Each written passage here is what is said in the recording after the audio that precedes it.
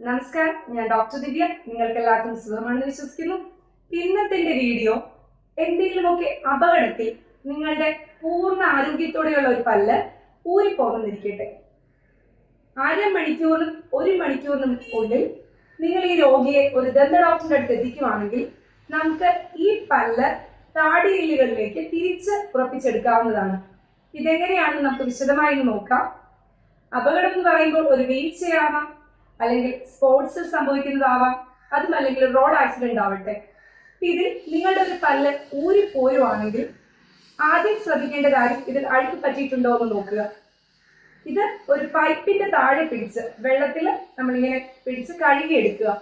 ശ്രദ്ധിക്കുക, പല്ല് ഉരച്ച് കഴുകരുത്. പല്ലുമായി അനുബന്ധിച്ചുള്ള ഘടനകൾക്ക് കേടുവരാൻ സാധ്യതയുള്ളത് കൊണ്ട് നമ്മൾ പൈപ്പിന്റെ താഴെ വെറുതെ പിടിച്ചൊന്ന് കഴുകിയെടുക്കുക. അതിനുശേഷം ഈ പല്ല് ഡോക്ടറിന്റെ അടുത്തേക്ക് എത്തിക്കാനായിട്ട് നമുക്കൊരു സ്റ്റോറേജ് മീഡിയ ആവശ്യമാണ്.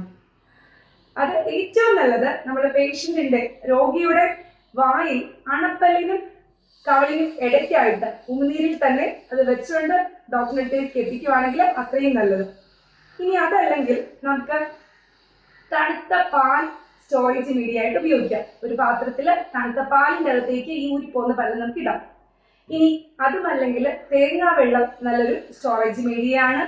ഇനി നമുക്ക് അടുത്ത മെഡിക്കൽ ഷോപ്പ് ഉണ്ടെങ്കിൽ പെട്ടെന്ന് തന്നെ നോർമൽ സലൈൻ വാങ്ങിക്കുവാണെങ്കിൽ അതിലും നമുക്ക് ഈ പല്ലിട്ട് സൂക്ഷിച്ച് ഡോക്ടറിന്റെ അടുത്തേക്ക് എത്തിക്കാം.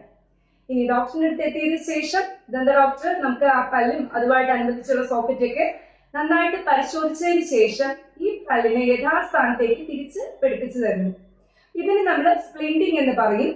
അടുത്ത പല്ലുകളുടെ സഹായത്തോടെയാണ് ഡോക്ടർ ഈ പല്ല് നിങ്ങൾക്ക് ആ സോക്കറ്റിലേക്ക് തിരിച്ചു വെച്ച് തരുന്നത്. ഇതിന് ശേഷം നിങ്ങൾ കുറച്ചധികം കാര്യങ്ങൾ ശ്രദ്ധിക്കേണ്ടതാണ്. അതായത് കട്ടിയുള്ള ഭക്ഷണമൊന്നും കഴിക്കരുത്. നല്ല സോഫ്റ്റ് ആയിട്ടുള്ള ഫുഡ് മാത്രം കഴിക്കാൻ ശ്രദ്ധിക്കുക. അതുപോലെ ഹാർഡായിട്ട് കടിക്കരുത്, പല്ല് ഇളക്കരുത്. നമുക്ക് ഡോക്ടർ നിർദ്ദേശിച്ച പ്രകാരമുള്ള ബ്രഷിംഗ് രീതി, ബ്രഷും അതുപോലെ മൗത്ത് വാഷും ഒക്കെ ഡോക്ടറിന്റെ നിർദ്ദേശപ്രകാരം മാത്രമുള്ളത് ഉപയോഗിക്കുക. അതുപോലെ തന്നെ ഡോക്ടർ നിർദ്ദേശിച്ചിരിക്കുന്ന മരുന്നുകൾ യഥാസമയം അത് കാലയളവിൽ കഴിച്ചു തീർക്കേണ്ടതാണ്.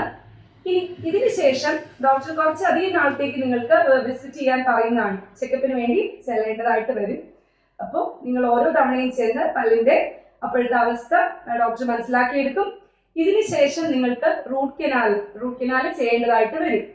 ഇനി മനസ്സിലാക്കുക, നമുക്ക് അപകടത്തിൽ ഊരിപ്പോയ ആരോഗ്യത്തോടെയുള്ള പല്ല് മാത്രമേ നമുക്ക് ഈ സോക്കറ്റിലേക്ക് തിരിച്ചുറപ്പിച്ചെടുക്കാൻ പറ്റൂ. നേരെ മറിച്ച് മോണരോഗം മൂലം പല്ലുകൾ ഇളകിപ്പോയതാണെങ്കിൽ അതിങ്ങനെ ഉറപ്പിക്കാൻ സാധിക്കില്ല. അതുപോലെ തന്നെ പാൽപ്പല്ലുകൾ, നമ്മൾ കുട്ടികളുടെ പാൽപ്പല്ലാണ് ഊരി പോകുന്നതെങ്കിൽ അത് ഡോക്ടർ തിരിച്ച് ഉറപ്പിച്ച് തരാറില്ല. അതിന് കാരണം നിങ്ങൾ അറിഞ്ഞിരിക്കണം. കാരണം നമുക്ക് പെർമനന്റ് പല്ല്, അതിന്റെ മുകുളങ്ങൾ വായിലുണ്ടാവും. അതിന് കേടുവരാൻ, അതിനൊരു വീഴ്ച പറ്റാതിരിക്കാനാണ് നമ്മൾ ഈ പാൽപ്പല്ല് കുട്ടികളിൽ ഉറപ്പിച്ചു കൊടുക്കാറില്ല. ഇനി വേറെ കാര്യം മനസ്സിലാക്കേണ്ടത്, നമുക്ക് ഹൃദയ സംബന്ധമായ അസുഖമോ അതുപോലെ ഷുഗറോ ഒക്കെ ഉണ്ടെങ്കിൽ അങ്ങനെയൊക്കെയുള്ള ഹെൽത്ത് കണ്ടീഷൻ ഉള്ളവർക്കും നമ്മൾ ഈ പല്ല് തിരിച്ചുറപ്പിക്കാറില്ല. അതുപോലെ തന്നെ നമുക്ക് സ്കൂളുകളിലൊക്കെ HBSS എന്നൊരു സൊല്യൂഷൻ അവൈലബിൾ ആണ്. അതായത് ഈ പല്ലിന്റെ സ്റ്റോറേജ് മീഡിയ ആണ്. നമുക്കിപ്പോൾ പാലും തേങ്ങാവെള്ളവും സലൈനൊക്കെ തിരക്കി നിറക്കേണ്ട ആവശ്യമില്ല. നിങ്ങളുടെ ഫസ്റ്റ് എയ്ഡ് കിറ്റിലെ ഈ HBSS എന്നൊരു സൊല്യൂഷൻ കരുതുന്നത് നല്ലതായിരിക്കും. സ്കൂളുകളിലൊക്കെ എന്തെങ്കിലും ഒരു അപകടം പറ്റി ഒരു പല്ല് ഊരി പോരുവാണെങ്കിൽ നമുക്ക് ഈ സ്റ്റോറേജ് മീഡിയയിൽ ഇട്ടിട്ട് കുട്ടിയെ പെട്ടെന്ന് തന്നെ ഡോക്ടറിന്റെ അടുത്ത് എത്തിക്കാം. ഇനി പല്ല് ഊരിപ്പോയെന്ന് വെച്ച് അത് പോയി വേറെ കൃത്രിമ പല്ല് വെക്കാൻ നടക്കേണ്ട.